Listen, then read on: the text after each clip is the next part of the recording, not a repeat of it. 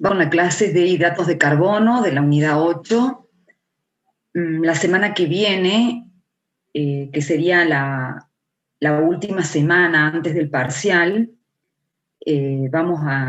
voy a dar un poco de teórico de la unidad 8, pero también voy a hacer algunos ejercicios de la unidad 1 hasta la unidad 5 incluida, que son los temas que entran en el parcial. Como el parcial lo tenemos en 3 días, las consultas para el parcial se van a dar hasta el día lunes 5 de octubre, para que todos tengan, ya que algunos tienen que rendir, tienen más tiempo para estudiar, pero las consultas van a ser hasta el lunes 5 de octubre. Y, por supuesto, las pueden hacer a través de la UV, donde dice consulta de cada unidad, ahí pueden dejar los comentarios. Bien, la clase pasada habíamos visto la estructura de los glúcidos o azúcares o hidratos de carbono o sacáridos. Y habíamos visto los monosacáridos, que eran polihidroxialdehídos, las aldosas, o polihidroxicetonas, como por ejemplo la fructosa, que era una cetohexosa, una cetosa, pero con 6 átomos de carbono, una hexosa. Mientras que esta era una aldohexosa, porque la naturaleza del grupo carbonilo era aldehídica y porque tenía 6 átomos de carbono. El primero de la serie homóloga de las aldosas es el D-gliceraldehído, donde tenía un carbono asimétrico. Por eso existían 2 enantiómeros. Y decíamos que esta es una proyección de Fischer, donde si el oxidrilo se encontraba del carbono asimétrico, se encontraba a la derecha de la proyección de Fischer, esto era la serie D natural. Y si se encontraba a la izquierda de la proyección del Fischer, esta era la serie L sintética. Y vimos varias proyecciones. La proyección de Fischer, que servía para glúcidos de cadena abierta, mientras que la proyección de Haworth, que servía para representar glúcidos como la fructosa, que tiene forma un ciclo de 5 átomos. La fructosa, acá. Un ciclo de 5 átomos. 4 carbonos y 1 oxígeno. Entonces lo dibujaban como un pentágono regular, donde el oxígeno estaba en uno de los vértices, plano, y perpendicular al plano se colocaban los oxidrilos, o los grupos fuera del ciclo, o los hidrógenos. Y también existía, si bien para la glucosa, cuando se cicla, porque en realidad en la naturaleza existe como forma cíclica hemiacetálica, aparecía un carbono acá anomérico, que aparecían 2 anómeros, y que esta es la representación de Fischer. La representamos a la glucosa con Fischer y con Haworth, pero la mejor forma de representar la glucosa es a través de silla, porque forma un ciclo de 6 átomos, o sea, 5 carbonos y un heteroátomo oxígeno. Y los nombres, por ejemplo, acá tenían el nombre, el D, entonces, lo sacamos de la forma aldehídica abierta, que el último carbono asimétrico en la proyección de Fischer se encuentra el oxidrilo hacia la derecha, como el único oxidrilo del carbono asimétrico del D-gliceraldehído, lo cual indicaba que era de la serie D natural. Gluco y osa es el término del glúcido, y piranosa porque formaba un hexágono regular similar al pirano, y de ahí que Haworth le puso glucopiranosa. El alfa es porque encontramos en forma cíclica este monosacárido, y si encontramos en forma cíclica, acá en la forma aldehídica abierta, este carbono es simétrico, pero en la forma de hemiacetal, este carbono es asimétrico. Y al tener un carbono asimétrico aparecen dos enantiómeros. A este carbono se lo llama anomérico, porque está unido a dos oxígenos, diferente de los otros, y estos dos enantiómeros se los llaman anómeros. Si el oxidilo se encuentra hacia la derecha en la proyección de Fischer o hacia abajo en la proyección de Haworth, teníamos la alfa.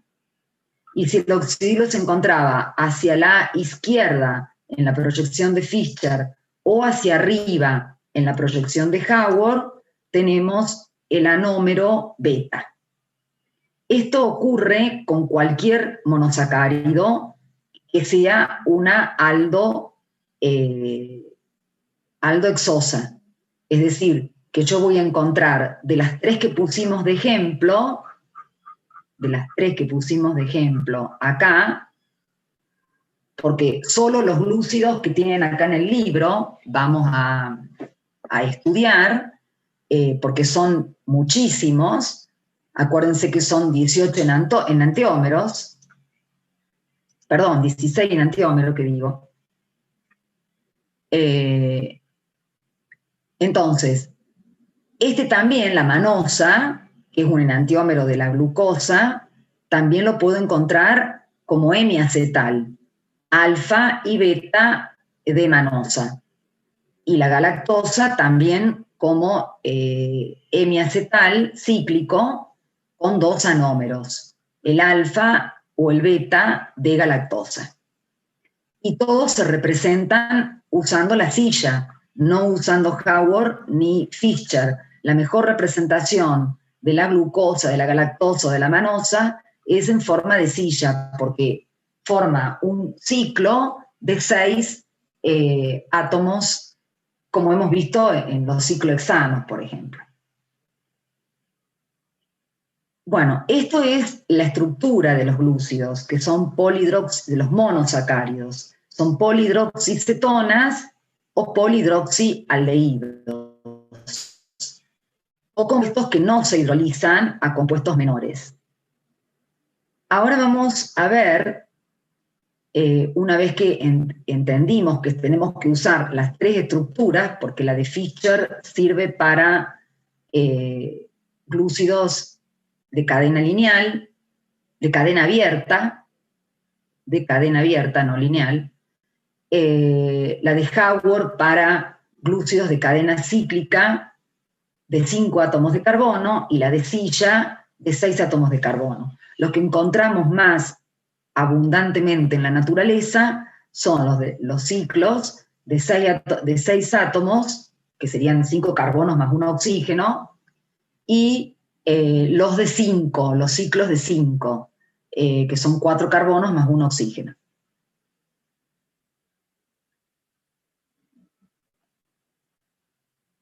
Ahora vamos a ver cuál es el comportamiento que tienen estos glúcidos en solución.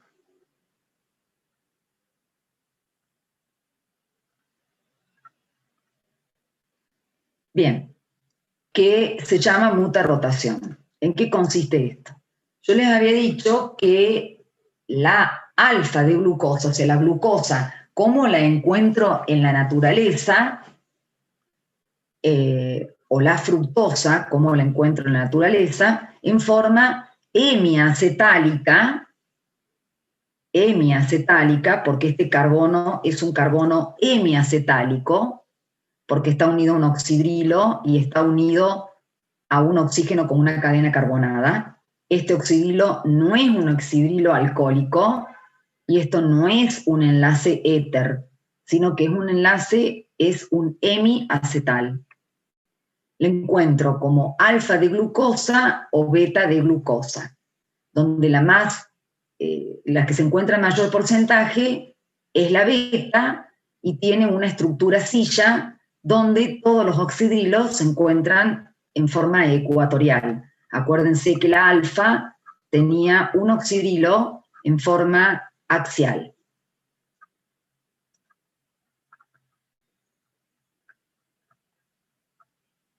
Y también la encuentro en la forma alfa y en la forma beta.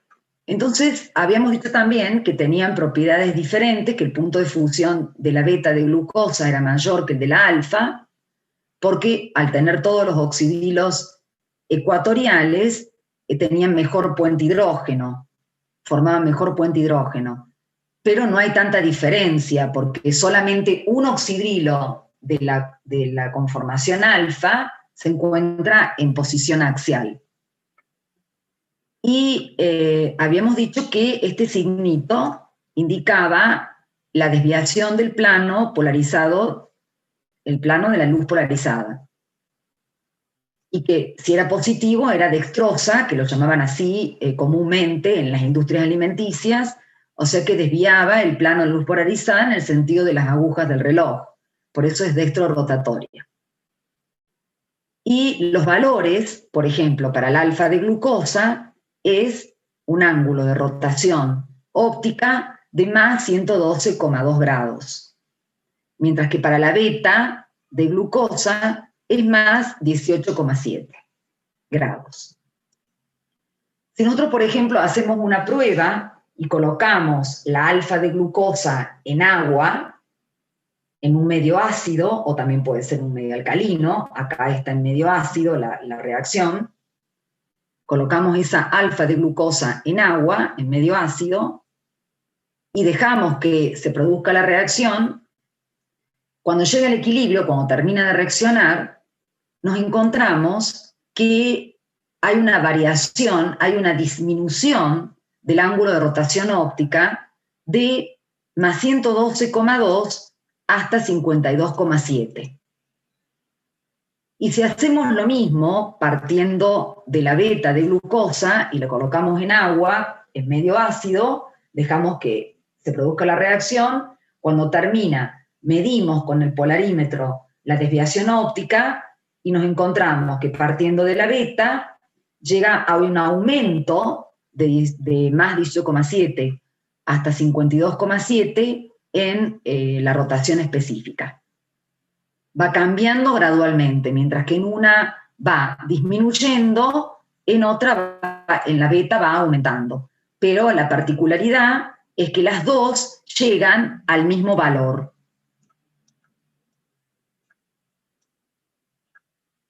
Cuando se analizó la mezcla a la cual llegaban estos compuestos cuando se ponían por separado con agua y en medio ácido, se comprobó que existía una mezcla. Si yo partía del alfa, con más 102,2 grados de rotación óptica, llegaba a una mezcla de alfa, beta y forma aldehídica abierta, que la forma aldehídica abierta se encontraba en menos de 1%, en muy poca cantidad, y que esa mezcla tenía un ángulo de rotación de más 52,7 grados.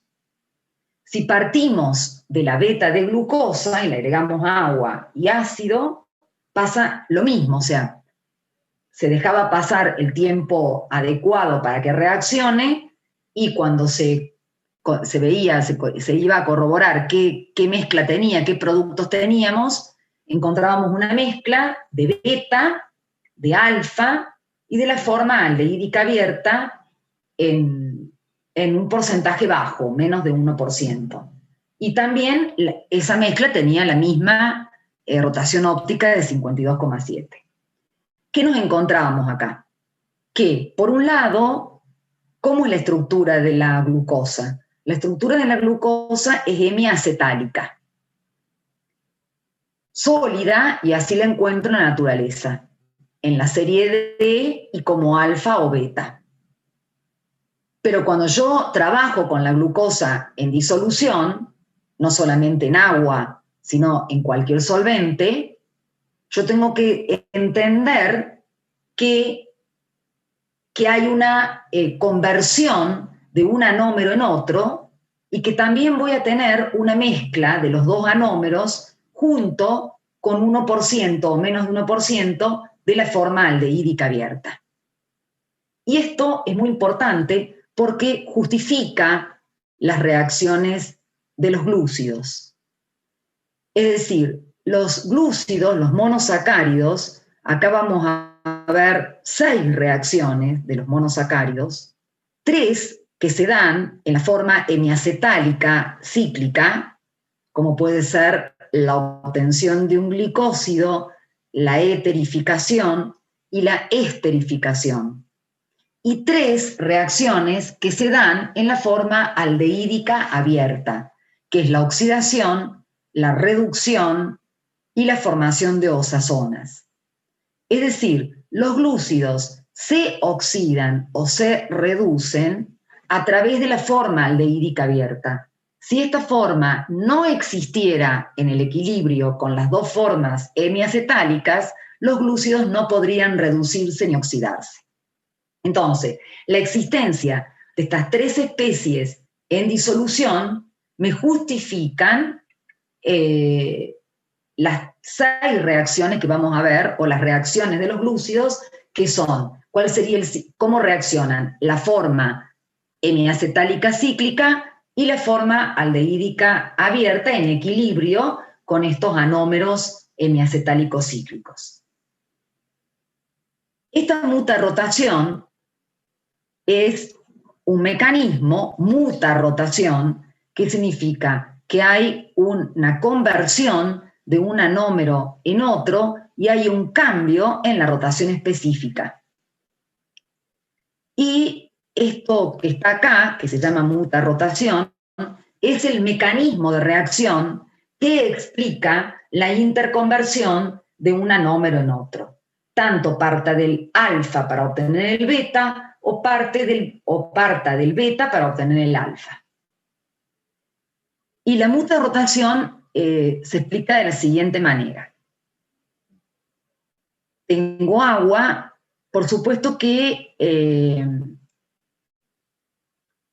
este protón, que es de un ácido mineral, protona al oxígeno del anillo y se abre, al quedar el oxígeno protonado como ion osonio, toma los electrones y me genera acá un carbono positivo que es neutralizado por los electrones del oxígeno y forma esta especie.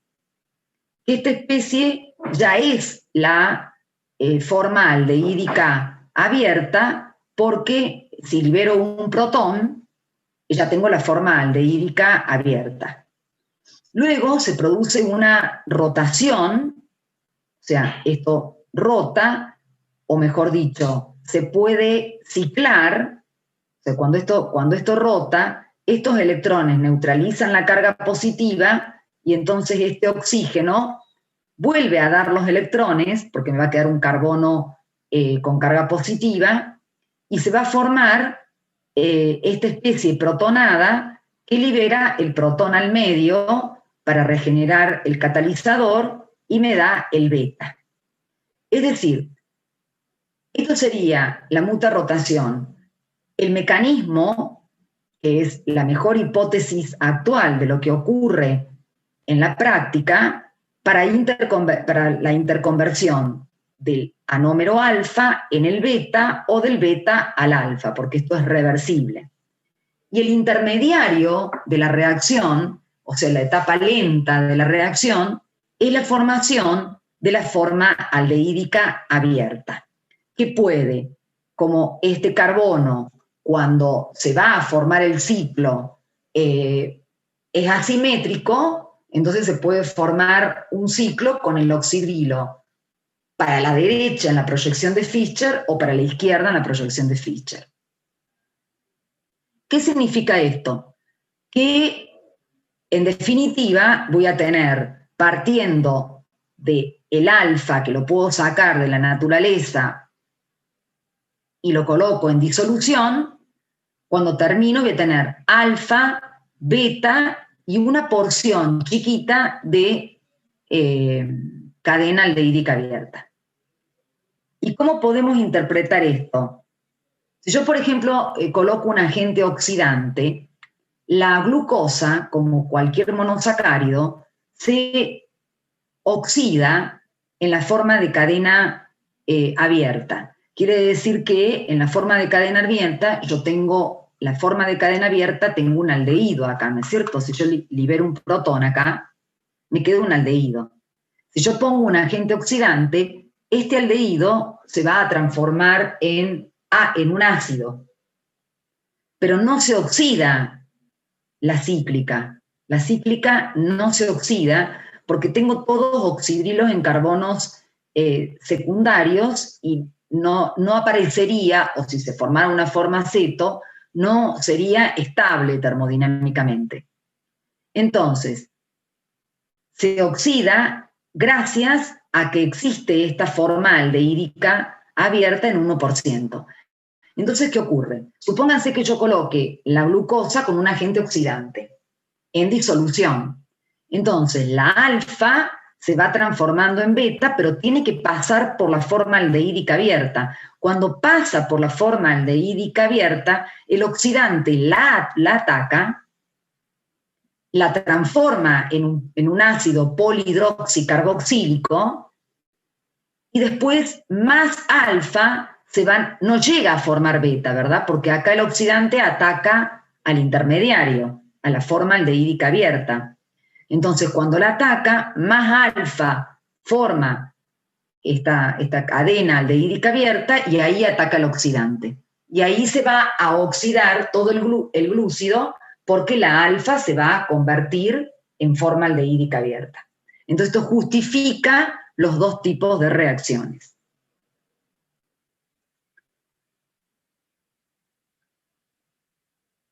Entonces, la glucosa se comporta, se la encontramos en forma sólida como hemiacetal cíclico y en disolución como alfa, beta y forma aldehídica abierta. Y esto se aplica para la fructosa también, porque la fructosa es un hemicetal que tengo alfa y beta, y también voy a tener la forma cetónica abierta.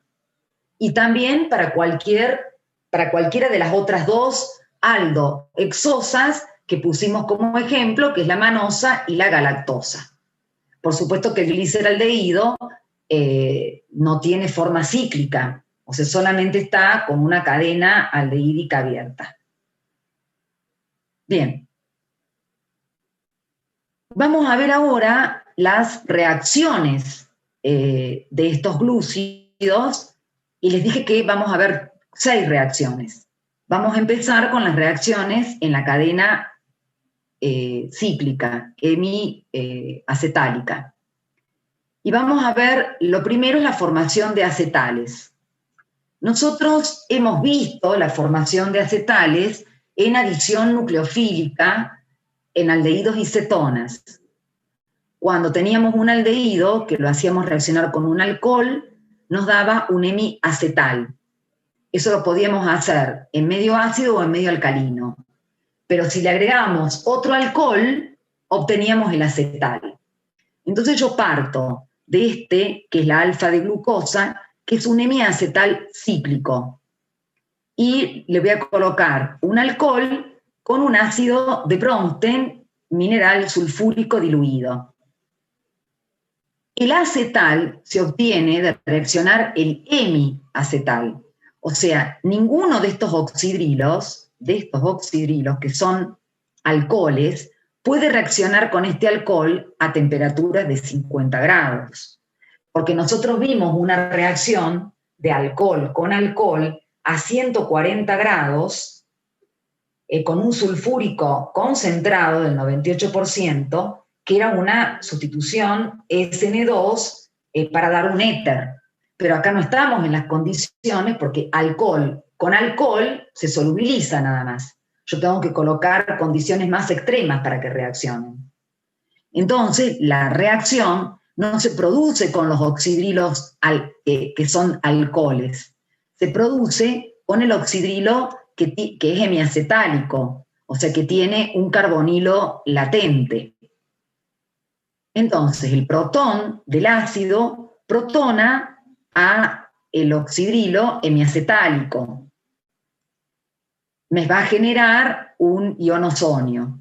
Luego se libera agua, me forma un carbocatión, que acá no está escrito, pero que en la reacción de adición nucleofílica sí lo tienen porque son mecanismos que ya hemos visto, que se formaba un carbocatión y que había una resonancia con el ionosonio, porque es una reacción de sustitución nucleofílica esta. La adición nucleofílica es la del aldehído con el alcohol, para dar el hemiacetal, pero el hemiacetal con el alcohol es una sustitución.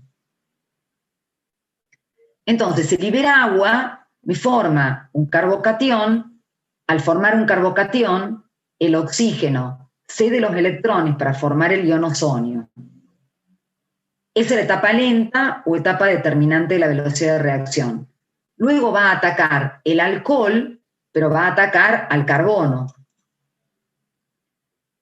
Va a atacar al carbono y los electrones del doble enlace vuelven al oxígeno, ¿no es cierto? Va a atacar al carbono porque es el carbocatión. ¿Quién va a atacar al carbono? El oxígeno, que es el oxígeno del alcohol, es el nucleófilo. Y me va a formar, debido a que este carbono, así como está, es simétrico, cuando ataca el oxígeno del nucleófilo se transforma en un carbono asimétrico, o sea que yo puedo tener que lo ataque en la posición alfa o que lo ataque en la posición beta, de acuerdo a Fischer. Luego se libera un protón al medio, que es el sulfúrico, para regenerar el sulfúrico, para regenerar el ácido de Bronsted, y me da el acetal. El acetal se llama alfa-D-glucopiranósido de metilo porque estos son glicósidos, o sea, en el caso este es glucósido o glucopiranósido de metilo, y beta-D-glucopiranósido de metilo.